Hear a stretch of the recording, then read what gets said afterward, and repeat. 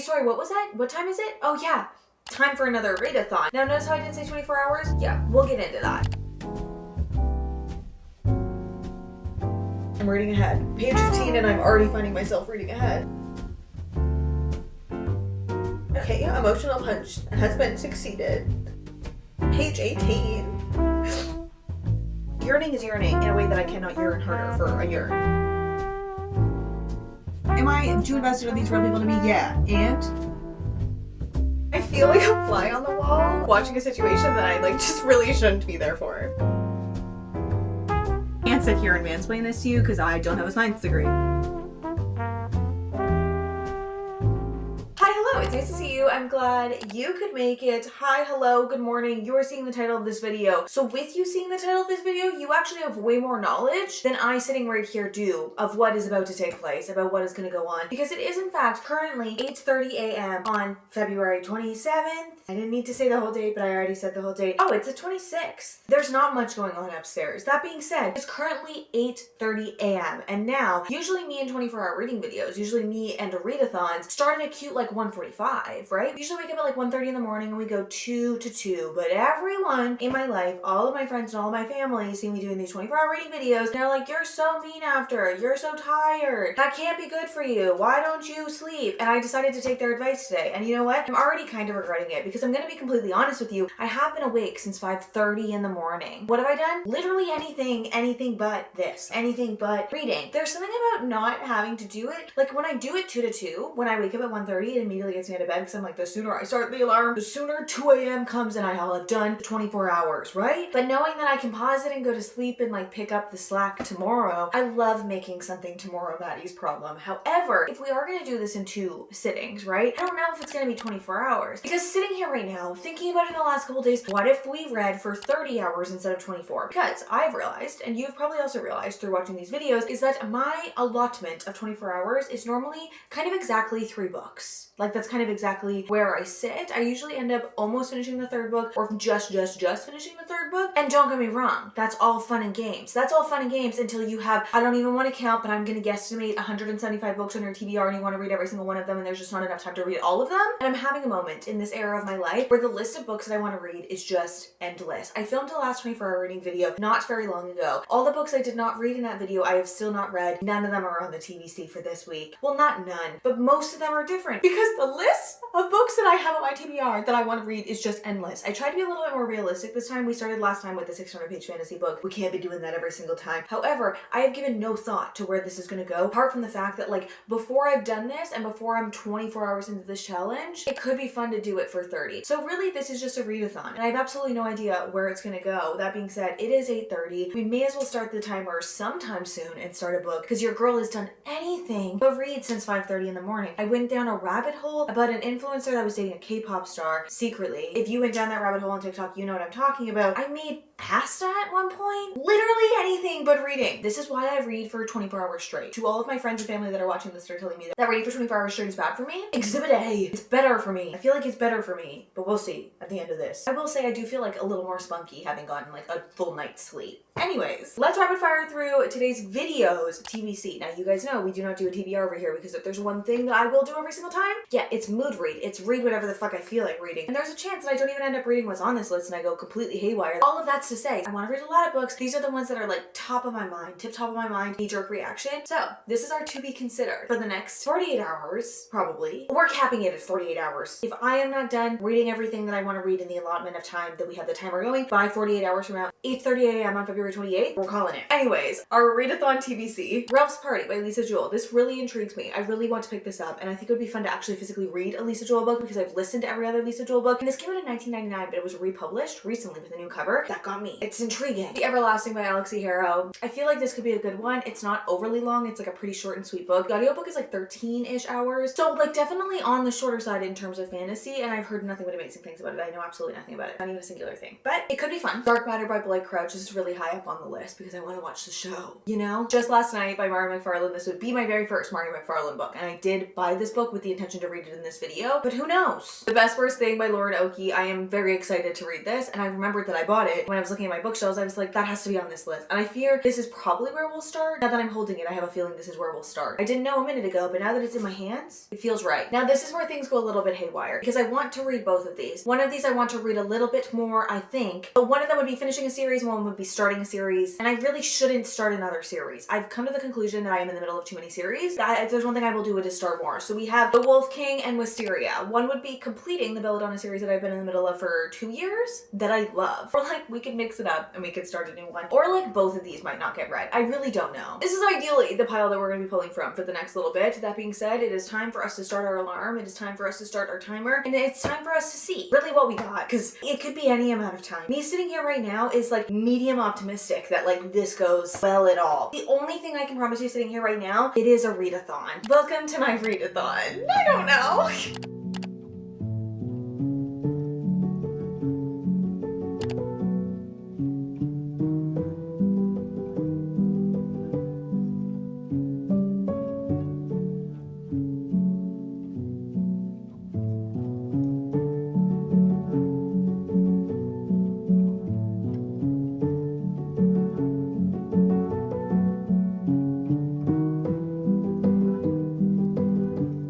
The only thing I knew about this was that her and her husband were trying to have a baby, and that when that baby with that IVF treatment with that surrogate finally takes, she finds out that her husband has been cheating on her. So it's the best worst thing, because there's nothing in this world that she's wanted more than to have a baby. But immediately off the gate, I'm already feeling a lot of things. I'm only on chapter 4, which is like just under page 20 through this, so I've truly just started. But the immediate feeling of dread of just a husband who's fine, really just fine, like just okay. She looks at him with such rose-colored glasses. He doesn't stand up for her. Just immediately the way that she is set up, the tone of this relationship. I also feel like shit is literally and proverbially about to hit the fan. Like literally, I think it might happen in the next couple of pages. And I think we might have already been introduced to who is going to be the actual real love interest. And I have no opinions because it was literally one paragraph. That being said, I had no idea how modern and contemporary this would feel. She does have a podcast about being infertile. Like that's her whole shtick, her job in this. And it's called Pretty Infertile, which is really reminding me of like being pretty basic. Like I feel like this could really feel like it was written in these years, you know, like this could really date itself, which is not a bad thing necessarily. But I didn't know that she had a podcast, and for some reason I read it and I was like, am I gonna like that? So we'll see if I do. And also her and the surrogate have become really good friends, and they're both rewatching Scandal, and it's reminding me that I should rewatch Scandal. I could be watching Scandal right now instead of subjecting myself to this. Alas, I'm a big fan of the writing style so far. I've annotated a decent amount. It's very simple. It's not like overly poetically written, but it's gonna have an emotional punch, like right to the gut. Right in a painful way. She walks into the house looking for her dog, setting her weekender bag down, and at her feet, strewn across the blonde oak, a lilac sweatshirt. Must have belonged to Cassidy, the dog walker. I'm reading ahead. I'm already page 15 and I'm already finding myself reading ahead. Just read what in the order the words show up.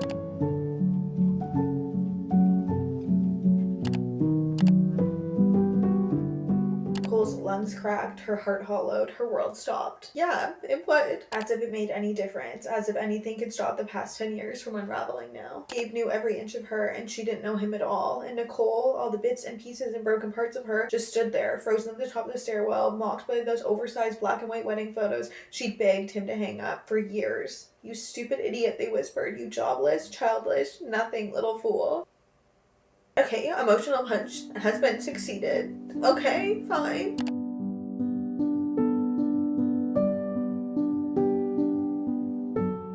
It was strange, an out-of-body experience, really, watching the man she'd loved since she was 22 scrape her insides out with his bare hands. But he was a natural. He just kept talking and pacing and pleading and lying until there was nothing left, until he'd gutted her. Page 18. Page 18.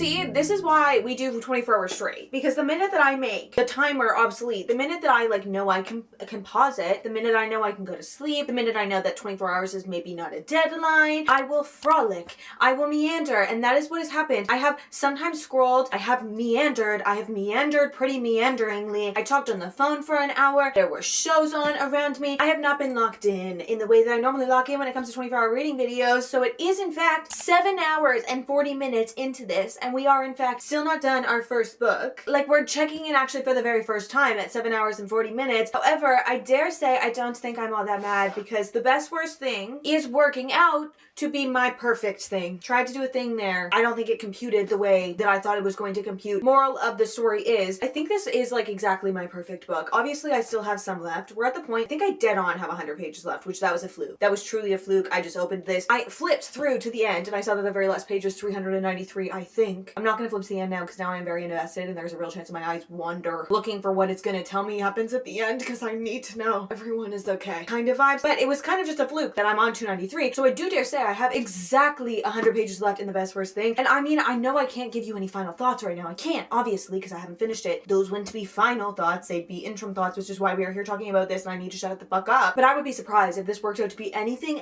but my perfect kind of book. Like, the plot, the story, the delivery, everything about it. I think what's making it so perfect for me is it has that deep line of emotion in it, and it has made me feel so far every single emotion that I think anything could make me feel. I've cried more than once, cried more than once about things like I'm not normally make me cry. What I'm trying to say is I have cried, I have laughed, I've laughed a lot. The banter is unreal in here, okay? Also, been really angry, like really angry. I feel female rage for our main character. I want her to rage so badly. I am angry at everyone in this story. I am angry at the world. I will get into it, okay? I feel like I have so many things to say about this, but I feel like maybe I should tell you a little bit of what it's about, because if I don't, then I'm just talking in the thin air. Anyways, I know we kind of talked about it, but we're following Nicole, and Nicole's husband, Gabe, is the perfect husband. She thought that he would be the perfect husband. He is the finance guy, and she actually wasn't going to even give him a chance in the beginning, because she was like, given slimy, it's given really rich. But then he did a lot of things. He really did everything right, and he got the girl. But it turns out that she cannot have children. She has gone through a lot, and she has, for the last 3 decades, like so many women, been sold on the dream that you find the husband and you have the baby and your life is complete. And she wants nothing more in this world than to be a mother, and her journey through trying to have a baby, oh my god, yeah, no.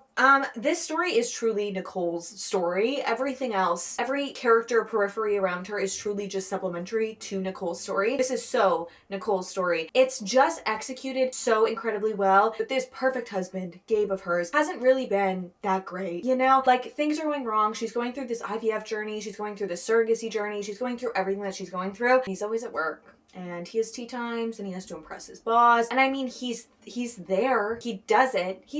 And you know what? I don't even want to talk about Gabe anymore, because there is actually, in fact, a man named Logan, and this man has yearned. Oh, you want yearning? You want yearning in a book that's going to be emotionally devastating and feel so incredibly real? May I present to you? Logan was her boss at her old job, and we're getting these flashback chapters of things just like him being just a solidly good human to her, and you can tell, like, everybody knows right out of the gate, he's been obsessed with her. And it's giving very much the energy of like, well, why are you 39 and not married? Which, yes, they are in their 30s. It's just so maturely written. It's a mature story dealing with mature subject matter and mature characters, which I feel like I've been yearning for in a romance book. Like, non-frivolous decision-making, real, true, impactful stories. Anyways, as I was saying, Logan is her boss. He is a golden retriever, and everyone around them has known that he's been obsessed with her. And he is just, to his core, a really good person. But he is, in fact, 39 years old, and the energy is giving like, why did he never marry? Why did he never settle down? And it's giving because like, I knew she existed, and like, if it wasn't her, it wasn't gonna be anyone. Oh no, the yearning is yearning in a way that I cannot yearn harder for a yearn. Anyways, we have 100 pages left in this. We'll see what happens in this last little bit, and then we'll see where that takes us in this. I don't know what I'm thinking in terms of like pausing the timer, continuing, what this means. This is like, I'm not having a driver of like 24 hours 2 a.m. to 2 a.m., 24 hours 1 a.m. to 1 a.m., 24 hours 6 a.m. to 6 a.m. I have no concept of what to do with myself. Like, what do I do when I finish? When do I stop for the day? When do I go to sleep? I don't even know what I want. I feel so many big things. I was gonna say I want to be buried in the pages of this book, but I think I just want to reread it over and over and over and over again. Like, what a blessing to feel human emotions and feel them this deeply, and I'm feeling them very deeply.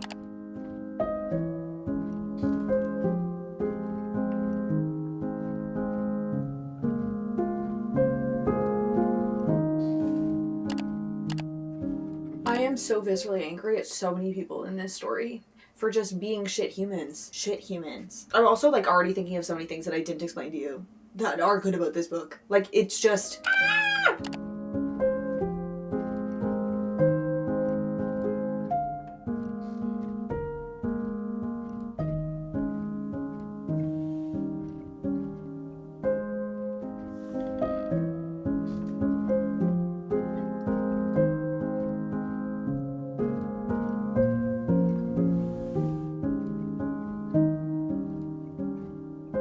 There are such complex characters in such a short amount of pages. Like, Gabe is not a cartoon villain. He is truly incredibly human, and don't get me wrong, he's a very shitty guy, but they're very normal reactions and normal things. Like, it's not outlandish. He's not some heartless cartoon villain. He's like very real, but it has the charm of a rom-com and the love and the yearning and the banter of a rom-com with the stakes of like an emotional lit fic, and all done in the 313 pages. Like, I'm saying that at page 313, which is such a feat. Like, the side characters are very well fleshed out. Everyone serves their purpose, and Nicole going back and forth and trying to make the decision on what's the right choice for her family now that she's going to be a mom, now that this baby is being carried, she is going to realize that dream of being a mother, and she does have to make decisions that aren't necessarily just about her. She doesn't get to be selfish the way she did 4 years ago because she wasted that selfishness on someone she wishes she didn't waste that selfishness on. But he's not a cartoon villain. She sees what was there. We see what was there. And he sucks. Don't get me wrong, he sucks. But her hemming and hawing and trying to make good decisions is happening within a framework and with characters and with experiences that make sense. So much of this is a knife to the heart.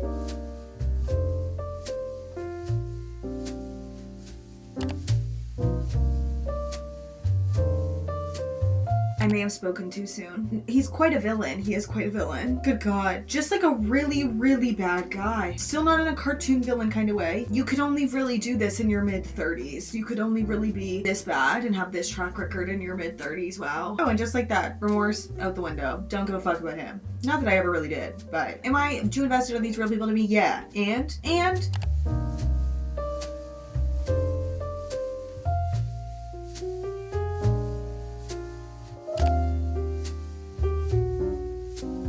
I don't know if I can do this. This, us, all of it, any of it. You have to understand my life's a mess right now. Nicole, it's my life too. Oh, may this love find every single one of us.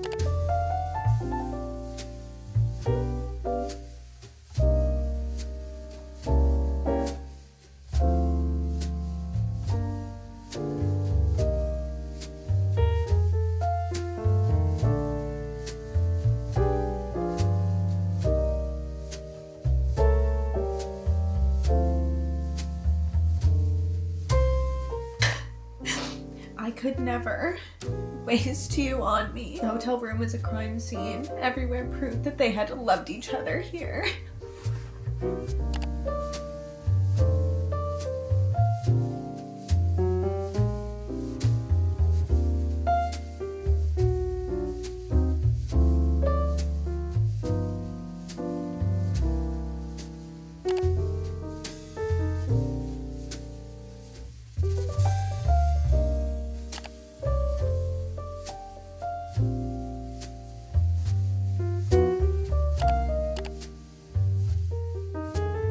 Okay, now see, this is why we normally read for just 24 hours straight, because when there are rules to be bent, apparently I am going to bend them. The world is my oyster, and I am oystering said world, you know? Moral of the story, we did, yes, complete an entire book in a day. We did do that, but we have also, in fact, paused the timer for the day. But I'm feeling pretty good, so maybe this is the way to do it. Like, I don't feel as drained as I normally feel reading an entire book in a day, because I also kind of feel like I cheated the system. Like, I only read a book today. Anyways, the timer has officially been paused. This book, however, I did finish it. Or really, did I finish it or did it finish me? The best worst thing was the best worst thing that could happen to me. It's actually just the best thing. There was nothing worse about this at all. I loved every single facet of this, and I think if you go into this story, I went into this story knowing this, and I feel like it may be framed how I went into it a little bit, and it might be why I enjoyed it so much out of the gate, but I really did go into this thinking it was a literary fiction about a female main character, and there was a romance in here, and I feel like this is really a good definition of like a genre-bending book, because the romance, in my opinion, stood on its own and was so good. But what made this book, dare I say,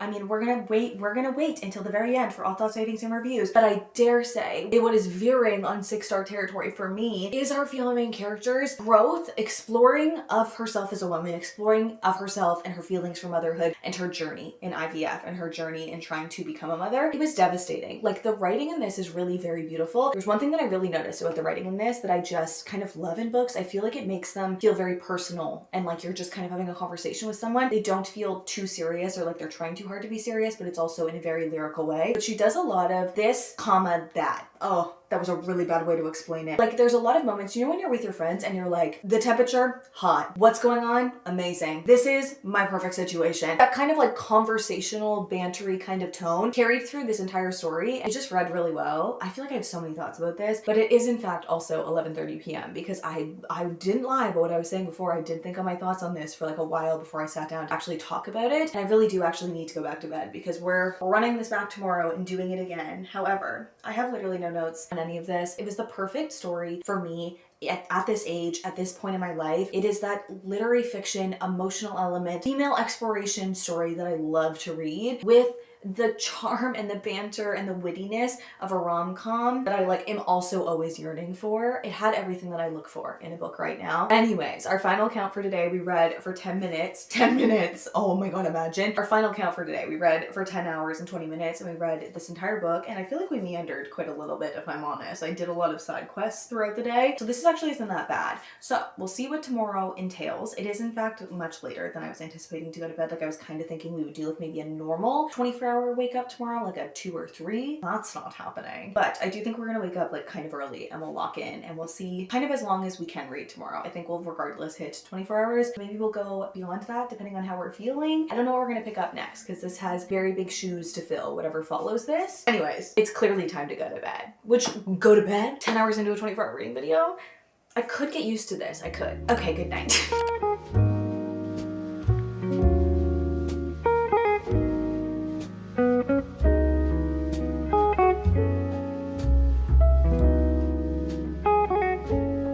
And now good morning. It is day 2 and book 2, and it is much later than I was anticipating on starting because I'm not gonna lie, the snoozing of the alarm that happened this morning should be studied. I don't think I got any sleep after the first alarm went off, but you bet your bottom dollar that I did keep sleeping for a little while. Anyways, it's time to dive into our second book, and I am hoping that this can resuscitate me because I am exhausted.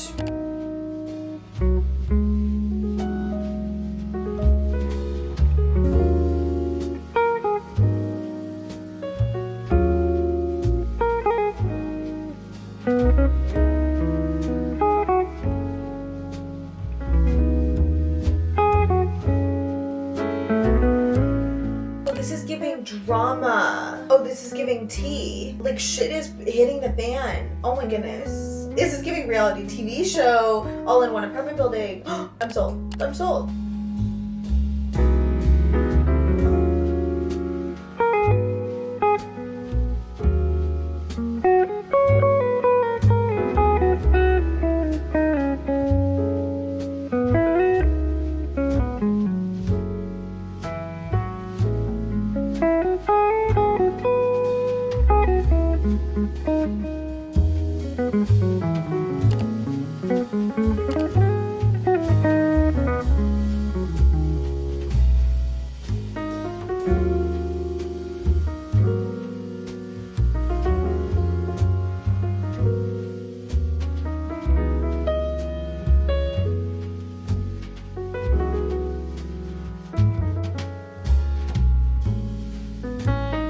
It's like, do you ever walk past people in a train station, say, or walking down the street, a group of friends meeting up, talking about their other friends? Oh, how's so-and-so? Talking about their lives. You can tell they're quite close, known each other for a while, shared experiences. Do you ever get a twinge like maybe you're missing out on something? Like, how come their paths crossed and ours didn't? Maybe they're great people, but I'll never get to know them. I'm just a stranger on the street to them. I've got my own friends, my own shared experiences with other people who they'll never know. And it just seems sort of sad. Do you know what I mean? So many people in this world, and the law of averages says that you can only ever get to know such a tiny percentage of them. And fear means that you'll get to know even less. Why are we so scared of each other. Someone at work invites you over for dinner and you're filled with horror. You bump into an old friend on the train, they suggest going out for a drink, you swap numbers and then pray they won't call you. You've got your nice safe circle of friends, your Tuesday friend, your Thursday friend, your weekend friends, and you've got your night in on Monday and your gym night on Wednesday, and all of a sudden you haven't got any room left for anyone new. Is that what God intended? Is that right? Surely we're all living point not 1% of our lives. I'm only 27. What am I gonna do when I'm like 50? Don't you think it's sad? I can confirm I'm also 27 and I relate heavily to this sentiment. How can the world be so big and I don't get to know everything and to see everything and experience everything? And why am I so scared of everyone?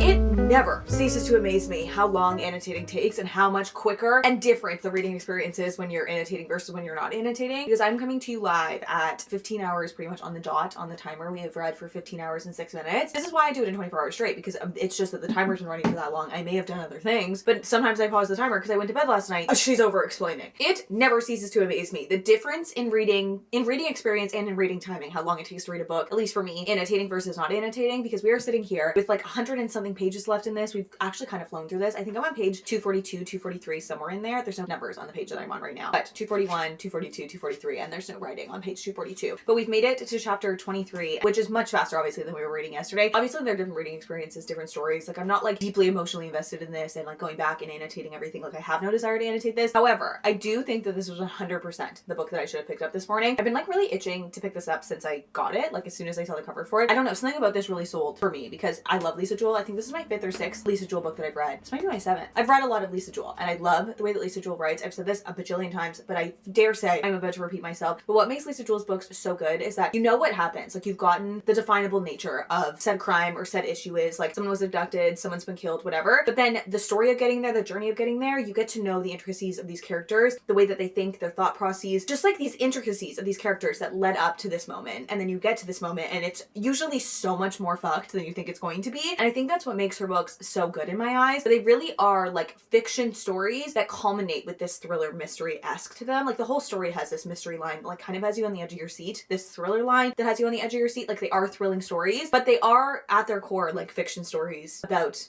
traumatic things having happened. You know what I mean? This, however, is quite a bit different. And I did pick this up thinking, I was like, oh my god, it's a new Lisa Jewell book. And then I realized that it was a book that was published in 1999 about a New Year's Eve party. So I think this is going to culminate in like a New Year's Eve party 1999 going to 2000, which is also like interesting. Like, the context of that is interesting to like kind of dawn on you or remember while you're reading, because that was when Y2K was happening and they thought the computers were going to shut down. And it's just like an interesting frame of mind for a book to have been written. And this was published in 1999. So before, when people were still worried about Y2K and like what was going to happen, but then it's now obviously been republished with this new cover and everything. And that seems intriguing to me. Like, the fact that it was so good, or just like Lisa Jewell's having a heyday in the publishing industry. I feel like I've always loved Lisa Jewell, so I wouldn't be surprised if she was having a heyday in the industry right now, that they wanted to re-release it with like a new cover and like re-push this book. And it doesn't feel like old Lisa Jewell. Like, it feels writing style very similar, but I don't think I would classify this as like a thrillery mystery kind of book. Like, if there is a mystery, I'm not really sure what the line mystery would be. It is like truly just like kind of a fiction story. But I am kind of like, it's drama. It is drama. It is much more drama filled and like, dare I say taboo? Like, it's not taboo, like some dark romance taboo, but it is like, they're talking about taboo things like cheating and infidelity, and that's the same thing. That's like the only words I can think of right now. But it's like these intricacies of these characters who like may have never met each other, but they have met each other. And it's just like kind of the story of their lives. We're basically following a bunch of people who live at 31 Almanac Road. So it's like this apartment complex, this house complex, and there's multiple apartments. On the bottom floor is Ralph and Smith, and they were looking for a roommate. They really couldn't find someone that they liked. Like, they were trying to find someone that they liked to move into the apartment. They both have their intricacies. They're both interesting individuals, and you're in their heads, but not in like a you get to know them personality and fall in love with them ways. More like a you get to know the nitty gritty details of what everyone thinks and like the things that they're self-conscious about and the things that they're worried about. But they have found this roommate. They have let Jemima move in, their first female roommate, and like immediately the vibes of the apartment switch, right? But we're also getting Jem's point of view, and she had this dream as a child of in a basement apartment and a man sitting on the couch, and she was supposed to date that man. She was supposed to marry that man, and she thinks moving into this apartment that one of them has to be her soulmate. And then upstairs you have Siobhan and Carl, which is this couple that has been in love for like 12 plus years, loved each other forever. They've been together forever. They've been together since college. But Siobhan is really struggling with her body image. She's struggling with growing up and like maturing and not being like a young college student anymore. Carl just got this swanky new job working at the radio. There's some things going on between them. It's not like just some things. I don't know. And then on the top floor we have Cherry. Cherry.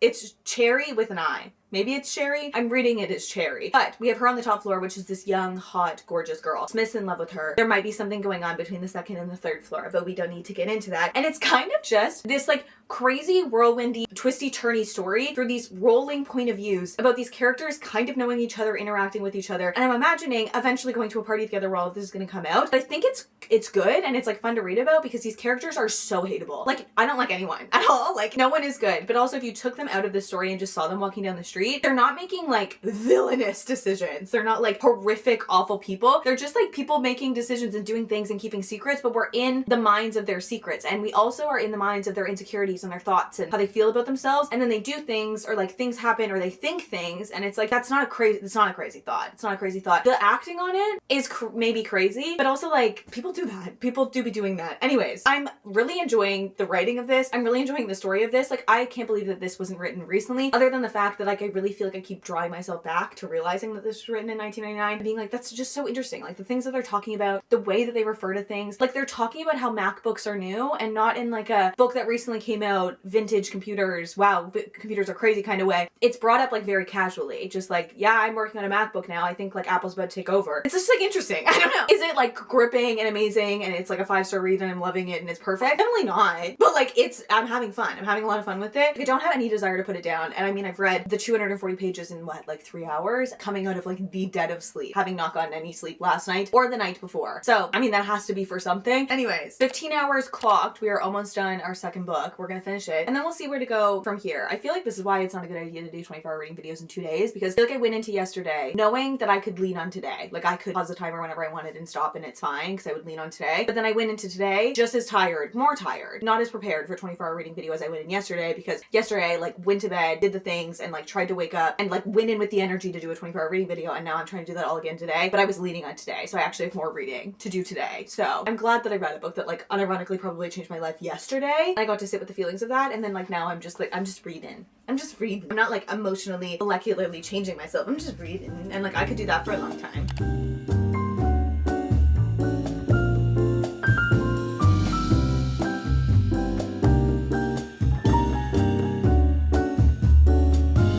I feel like a fly on the wall, like watching a situation that I like just really shouldn't be there for.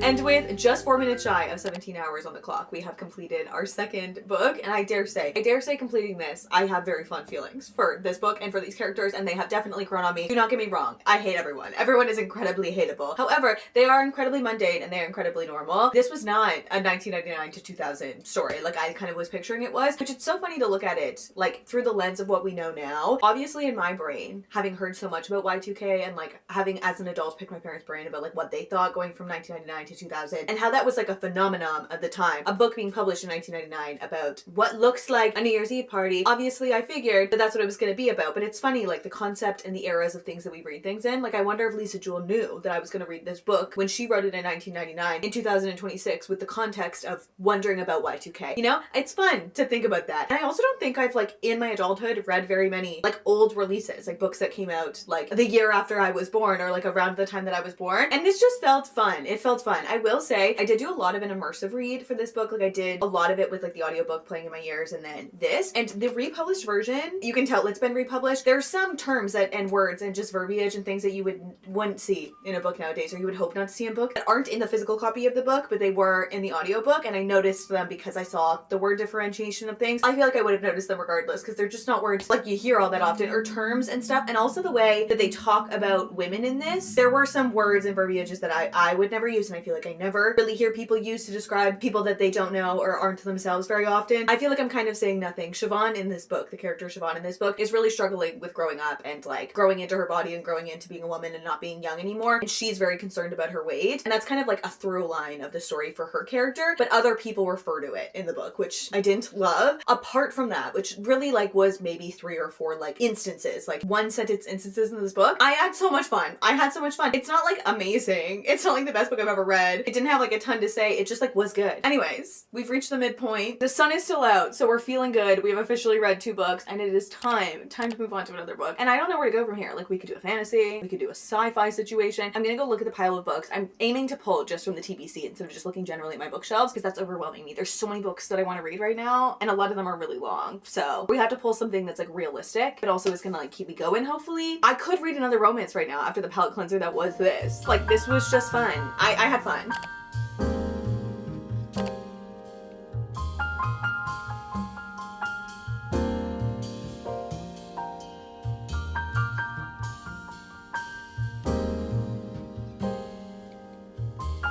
This is a matter of looking at the pile, looking at the TBC, and being like, what is the most different from anything I've ever read, so I will not compare it to anything that I've read in the last 24 hours. And we settled on Dark Matter. Bonus points, when I finish reading this, I can watch a show with my boyfriend, and I can mansplain everything that happened in the book and how it's not the same in the show. That's bonus points in my world. I have also heard that it's amazing and everyone loves it, and I have been wanting to pick it up. Again, just another bonus.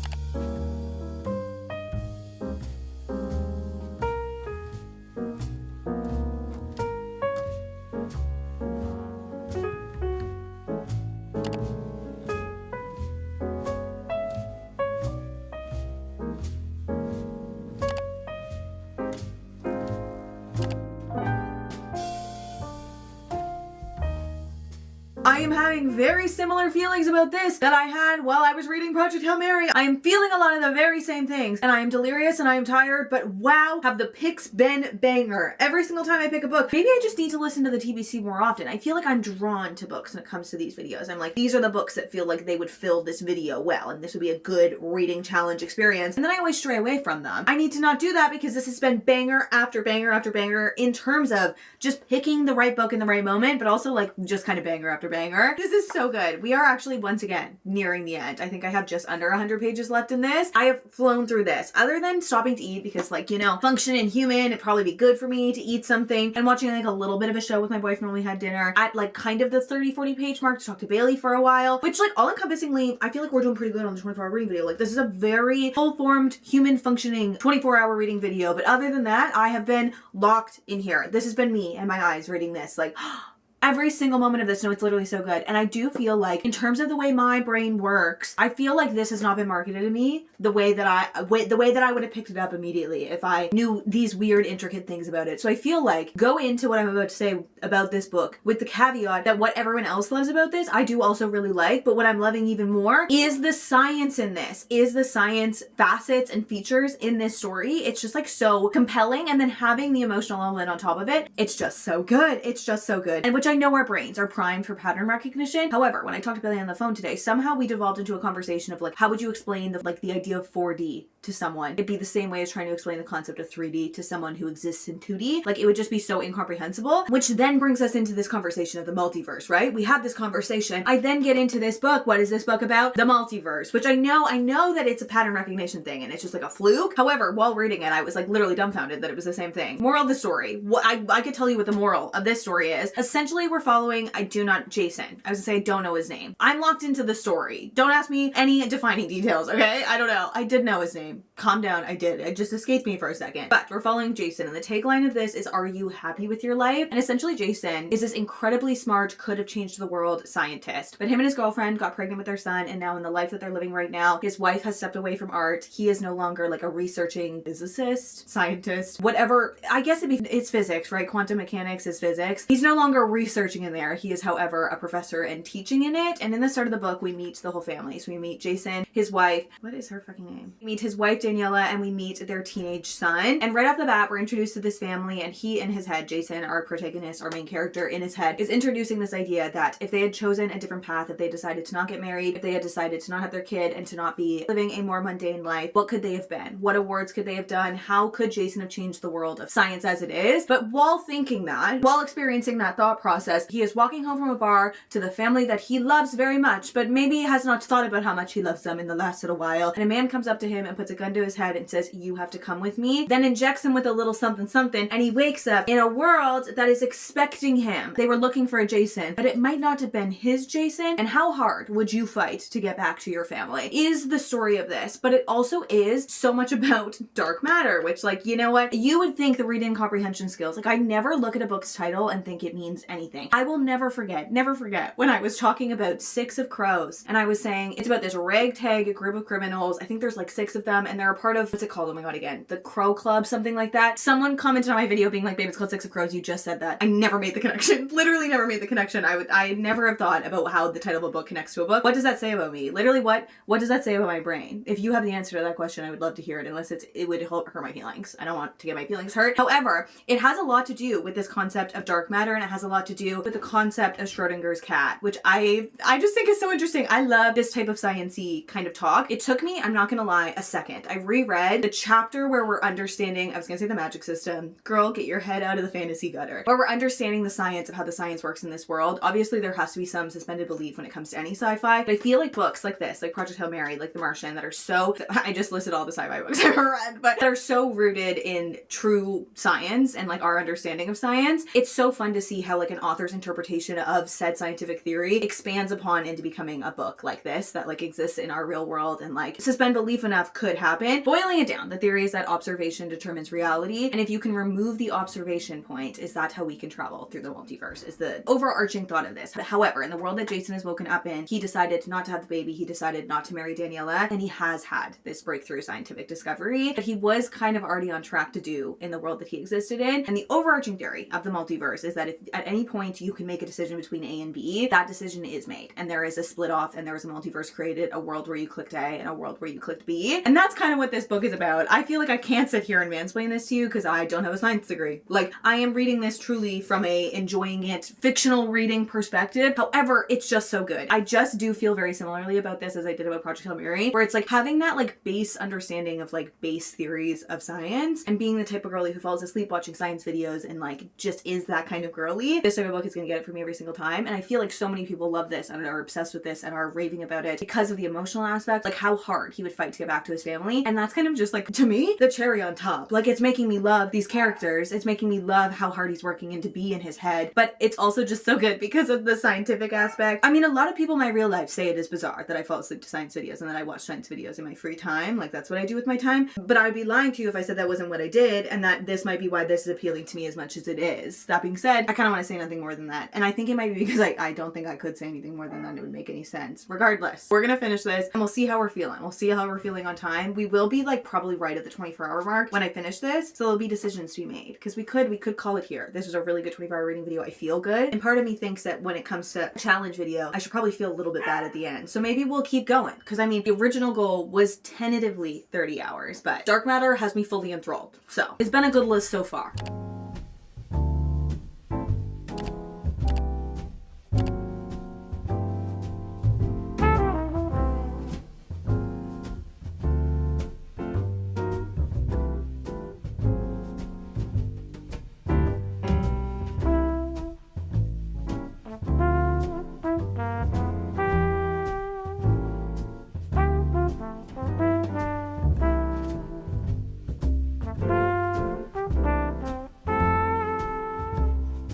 I have never, ever completed a book with not at least a little bit time to spare, like kind of usually an awkward amount of time to spare, or been like 100 pages into something. The moment we finish the third book, 24 hours and 1 minute. That feels like a sign to stop.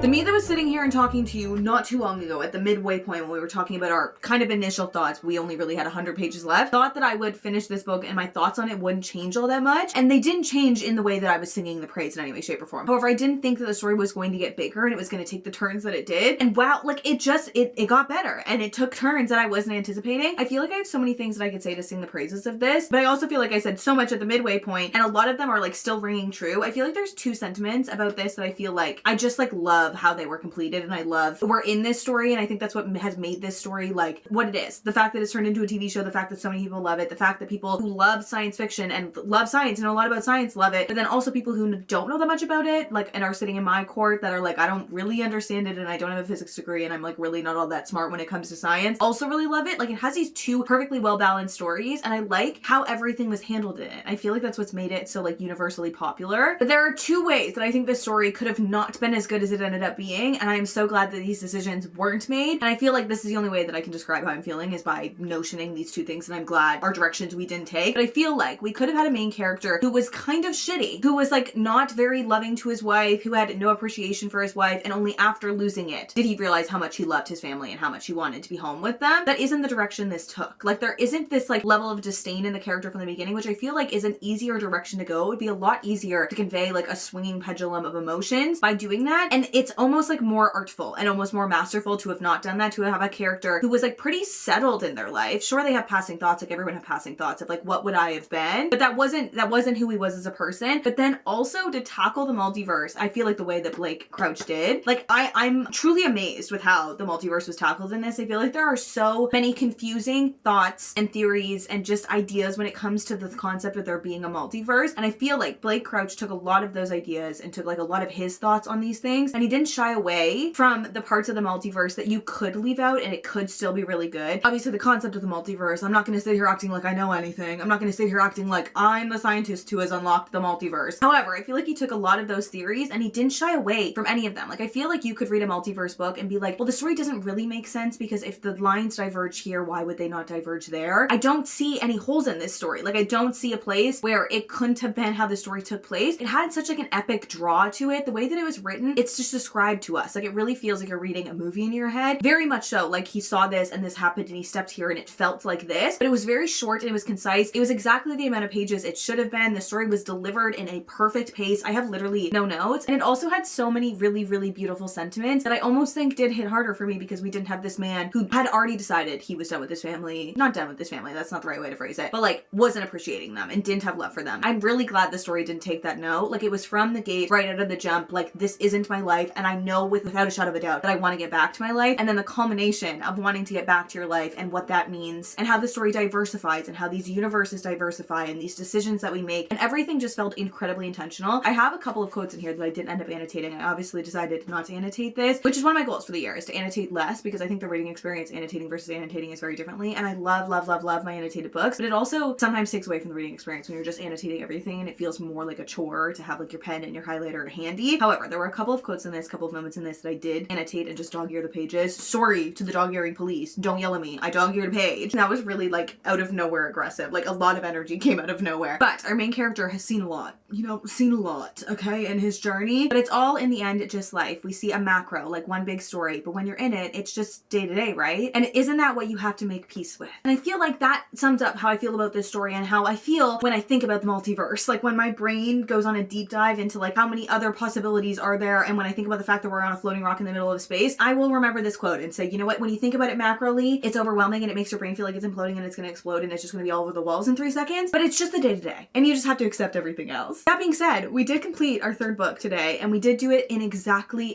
on the dot 24 hours. Never ever happened to me, ever, in the entirety of doing a readathon video ever. I'm normally like halfway through a 3rd book. On the rare occasion I've started a 4th, or like I've barely touched surface on something, or I have like 40, 50, 60 pages left. I have never, I literally closed the book and looked at the timer and was like, oh, I must pause it right now and screenshot this, and I have to document the fact that I did this. However, I did sit here for the last like half-ish hour. The timer has again been running, because I mean, that's what we do when we're doing these challenges, but I have been sitting here trying to decide how I'm feeling, because this feels kind of like a sign from the universe that I could just go to bed and I feel good and I feel fine. But then again, I feel good and I feel fine. I have half a Red Bull left and a wish and a dream, and I have no expectations for where we go from here. I was looking at my bookshelves thinking about like what I could pull, what I should pull, and I relied back on our TBC pile because it just served us so well today. I did some good job pickings, but I have been putting this book off for so long, and I loved these books when I first read them. I read the first one in October of 2024, second one in November of 2024, and then I've been savoring this 3rd one, and I feel like I'm in the era that my reading taste is evolving, and I want to read this before it's evolved too far and before we're like 2 years past the time that I read it. So I think we are going to start Wisteria by Adalyn Grace. Belladonna and Foxglove are like some of my like fondest books. I like love them so much. The gothic YA energy of them just like does something for me. I love the writing. I just think they're very fun and whimsical, and I think very fondly of them. And I think it would be fun to go back into this world. And it was on the list. I thought about it when I pulled my books when I was going to do this video. So I think we're going to start a 4th book. We're past 24 hours,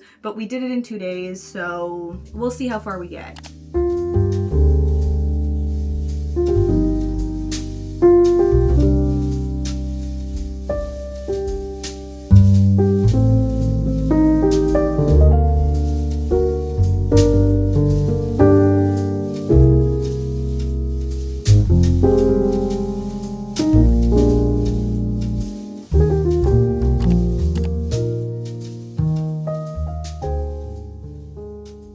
Did in fact blow up my hair today with a round brush, which is a skill that I have quite literally never had previous to right now. So I would be lying if I didn't say that I am feeling like a little bit better than everyone right now. Like if there's an extra pep in my step, that is why. And I fear it is justified. It is. It is officially time for us to do our final thoughts, ratings, and reviews, and all of that jazz for our reading challenge. It has actually been quite a few days, actually more days than I planned on it being. And I'm really hoping that I can jog my brain to remember all of the things that I wanted to say about all these books, because this was in so many ways such a good readathon. We read from so many different genres, and we didn't really have any genre overlap in terms of stats for today. We read 1 romance lit fic, 1 general fiction, 1 sci-fi, and then we even got into a fantasy. Now that being said, got into, would this have been the perfect reading challenge, the perfect 24-hour reading challenge tied up into a bow when we finished literally 1 minute over 24 hours our 3rd book? Yeah, like did I need to read on? No, I didn't. But apparently if there's one thing I'm going to do every single time, it is for some reason make things just unnecessarily challenging and kind of not complete them, I guess, because we never really ended up reading for 30 hours. We didn't make it to the 30-hour mark, which we did it in 2 days. So I could have just finished the last 2 hours the next day. Didn't even dawn on me until literally right now to do that. That being said, we attempted to read for 30 hours. We didn't necessarily do that, but we did do a readathon, and I'm feeling pretty damn good about our readathon. In our 28 and a half hours, we read 1,318 pages, which I feel like is pretty damn good. That being said, in 24 hours, we did in fact read 1,121. So like the extra 4.5 hours that I was pretty much dead to the world and just staring at the ceiling didn't amount to that much reading. Regardless, we're gonna do our final thoughts, ratings, and reviews, and all of that jazz. We started off with the best worst thing, which did work out to be the absolute best thing. I feel like my first book in these videos, it's like a common theme that they end up being like really strong 5 stars, because I do set aside books that I think are going to be strong 5 stars for 24-hour reading videos, because then I can keep myself going, you know what I mean? However, I was not anticipating to love this like almost as much as I love the 7-year slip, which if you know nothing about me means nothing to you. However, that was the first book I read in I think my first or second 24-hour reading video, and is to this day my very favorite standalone romance situation, magical realism romance. I'm niching it down a lot. However, it is in fact one of my favorite books of all time, and I feel very similarly about this and this reading experience, even though there's nothing similar about the execution of the stories necessarily. But the 7-year slip was perfect for me in the moment that I read it, and now in a more women's fiction, general fiction, literary fiction era of my reading, this is exactly my perfect romance, and it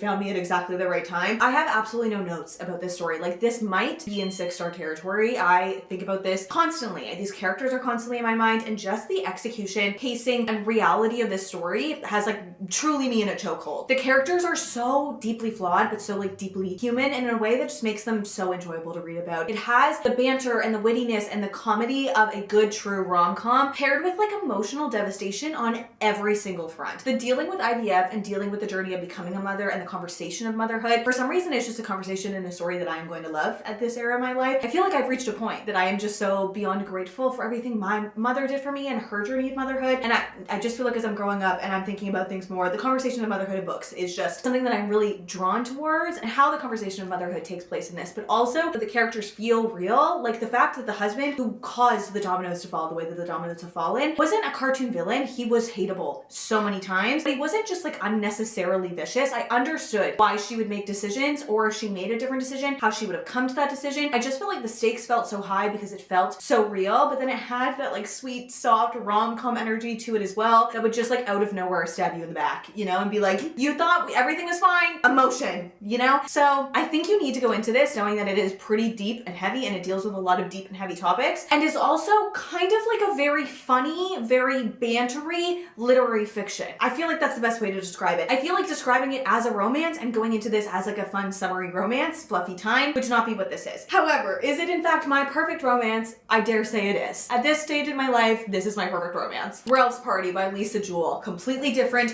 totally out of left field and has opened my eyes to the general fiction chick lit category of Lisa Jewell. I got a comment on my last Bookish Diaries video, which is the video that I bought this book in, and someone was saying, as a millennial from the UK, I remember when Lisa Jewell was like the chicklet in the early 2000s, which is like so iconic. I don't know how I didn't know this. However, I have even more desire to read every single thing that Lisa Jewell has ever written. Does this feel like it was written in the year 1999? Yeah, 100%. There are definitely some words, some phrasing, even some story elements that I would not want to see in books today. That being said, it was written in 1999, so objectively looking past those things, this was just a good reality TV fun time. These characters are like just unlikable, but they were fun to read, like truly unlikable. But they are also like not villains, they're very normal. Like they're very middle class, doing like very middle class things. The thing Lisa Jewell will do every single time is take you into these characters' thoughts and like tell you kind of the deep, depraved thoughts that are like probably even 2 or 3 layers deep in their heads that they don't even maybe always know they're consciously thinking. And then you understand why actions take place, and the actual like coalescence of these characters just like interacting was just pure entertainment. I was entertained. I settled on giving it like a 3.5, somewhere in there. I think it was just good. Like nothing to write home about. I might think about it a decent amount because of how like deeply realistically uncomfortable I felt at times, but like in a fun way. I would take this reading experience a lot of days of the week. I just enjoyed it. I have no notes. Dark Matter by Blake Crouch. Now this was kind of a crazy one to go into because it took so much brain power. However, I am so glad that I went into it. The execution of this story is like truly top notch. I feel so similarly about this as I did about Project Hail Mary, and I'm kind of just realizing that I am loving these sci-fi stories that are kind of written for everyone to enjoy. I've seen so many notes on Dark Matter and on Project Hail Mary that they're like sci-fis that are written for everyone, like they're not super hard to understand, not crazy convoluted, and even if you don't understand all the science in them, which I definitely don't, okay, I definitely don't understand all the science, there's still so much story that is enjoyable beyond the sci-fi-ness of it. This is just truly no different. This is truly no different. It is so well executed. I have no notes on the story of this. I feel like what is so strong and so good about this is that this deals so deeply with the multiverse and like trying to tackle the conversation of the multiverse, and it doesn't shy away from any of it. Like there are things that happen in this story that are like obviously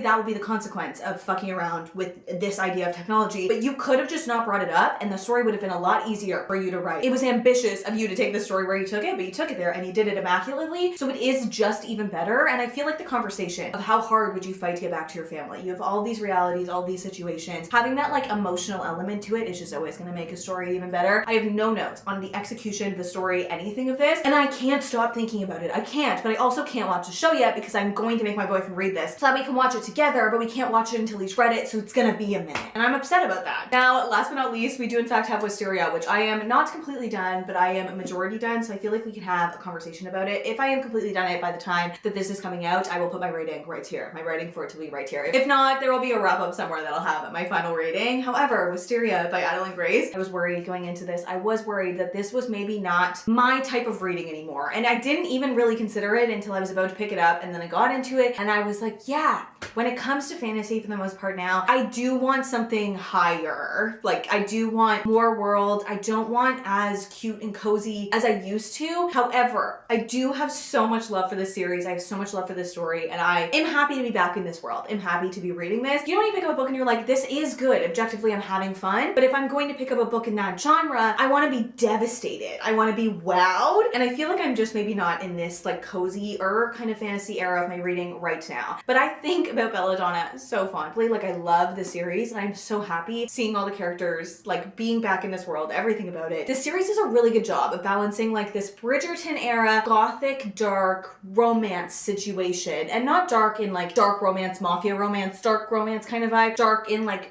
the setting, in like the vibes are dark, all of these dark gothic castles, and the embodiment of death and the embodiment of fate, and just this like whimsical magicalness to it that centers around these flowers and these poisons. It's just such a beautiful gothic atmosphere, but it's also cozy and it's cute and it's very flowery in its writing. I'm having a lot of fun. I just don't think this is where my reading taste is anymore. I don't think that these are the fantasy stories that I gravitate towards the most, but I'm so happy to be finishing this series, and I do really love being in here. I do think if I was reading Readathon for the very first time right now, it wouldn't appeal to me the same way that it did back then. However, I feel nostalgic about this series. Like I'm enjoying the experience of being here. You know what I mean? Anyways, that was us attempting to read for 30 hours straight, not necessarily succeeding. However, if we were trying to read for 24 hours straight, which is normally the challenge, we passed. We passed with flying colors. Let me know if you guys have read any of these and what you thought of them. If you guys liked this broken into 2 days, if you want me to do them straight more often, I'm like fine to subject myself. If you want me to subject myself, but let me know what your vibes are. And that was another readathon, and I feel like it went so well that I have a really strong desire to do another one soon. Like I have books that are sitting on my TBR, like recent buys that are sitting on my TBR that I think that I will love the same way I thought that I would love all of these, which is making me think like maybe we just do this again next weekend. Anyways, thank you guys so much for spending a little bit of your day with me, and I hope to see you